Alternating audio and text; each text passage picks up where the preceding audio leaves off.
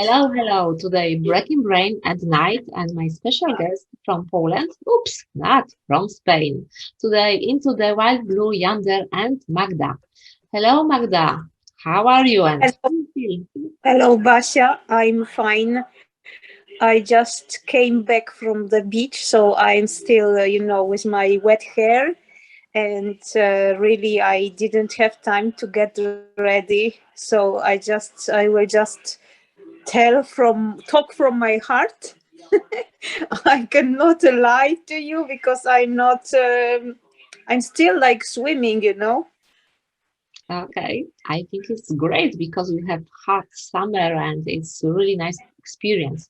And my first question, tell us your story from the beginning. Why you have chosen Spain? Why not another European country?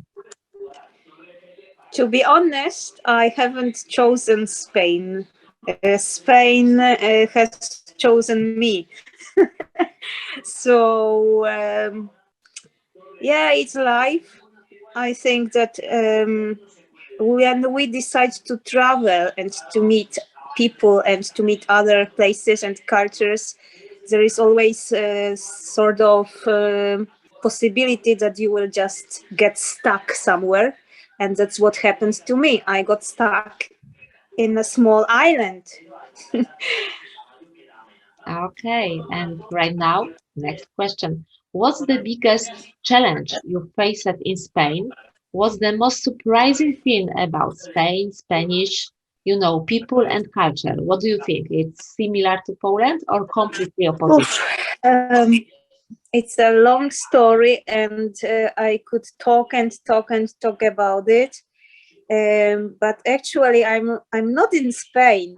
Um, well, some people think that I'm in Spain. Yes, it's half true, but I'm closer to Africa. Yeah, I'm in Lanzarote. Canary Yeah. Islands. Yeah, so it's completely different. Well, maybe not completely different, but it's quite different than mainland Spain. So my biggest problem at the beginning was to get used to be limited, because when you live in Europe, you can just go anywhere you want, and in 2 hours you can get, for example, to Spain by plane. And when you live on a small island, you can only go to the north or to the south, unless you take a plane, but it's a longer story. So for me, it was quite difficult not to get bored at the beginning. It took me 3 years to get used to it, to get used hmm, to enjoying what I have, and not to say always, well, I cannot go, for example, to a big theater, because we have got theaters. Yes, we do have theaters, but maybe not that many that we've got somewhere else. So this was the biggest problem for me at the beginning, to get used to smaller things, to enjoy them.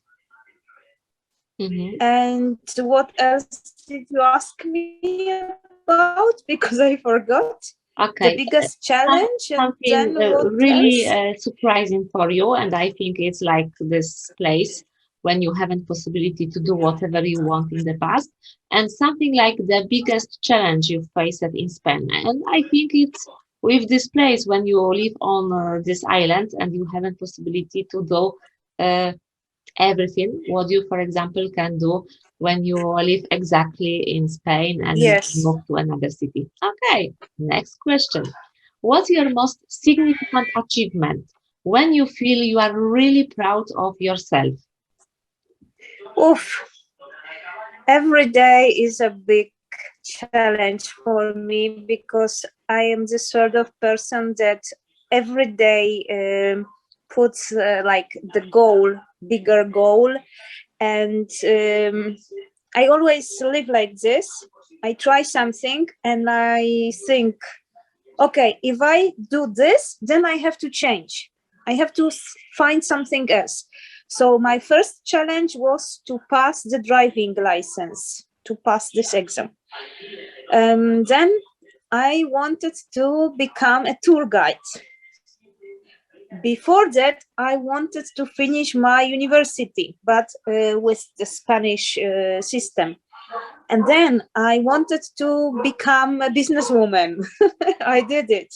Then I wanted to have 3 buses just for myself in one day. I did it. And then I wanted to get the best job ever, and I got it. So, well, I don't know what is the next step. Okay, I think it's just great and marvelous for you. And the last part, Magda, please tell us your free tip for foreigners, something what we should or we shouldn't do in Spain or on your islands. Well, just 3. Only make Okay. a long story short. Oof. Okay. Yes. Yeah. I know.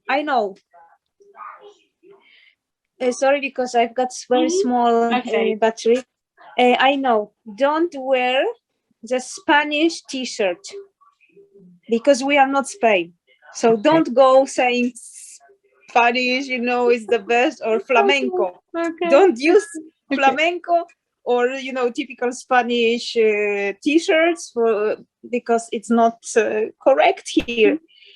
Second, don't ask for flamenco shows or for sangria because it's not really the typical place for this kind of stuff. Mm-hmm. And something else? Something else. Oh yeah. Don't say you don't need the sun cream. Even if it's cloudy, you should always put the sun cream on because even if you don't see the sun, it's very, very strong here. Okay. And the third one, don't wear socks with sandals because then everybody will know you are a tourist.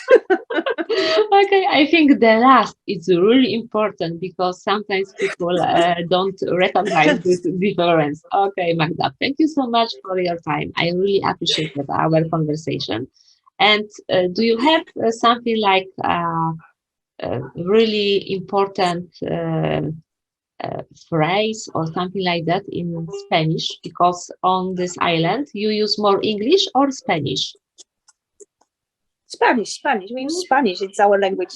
Mm-hmm. The typical, maybe, well, first of all, mañana. Okay. Which means don't worry, you can do it tomorrow. Then sin pausa, pero sin prisa, which means you don't have to rush, but don't stop, which is very, very good. And well, I would have to think a little bit more. Okay. I don't know right now. I think it's just enough. Thank you so much for your time, for all tips, and this is great. And I hope we can more talk in the future. But right now we have these rules: 3 minutes, 3 questions, and thank you so much for your time. Okay. Bye bye. Thank you.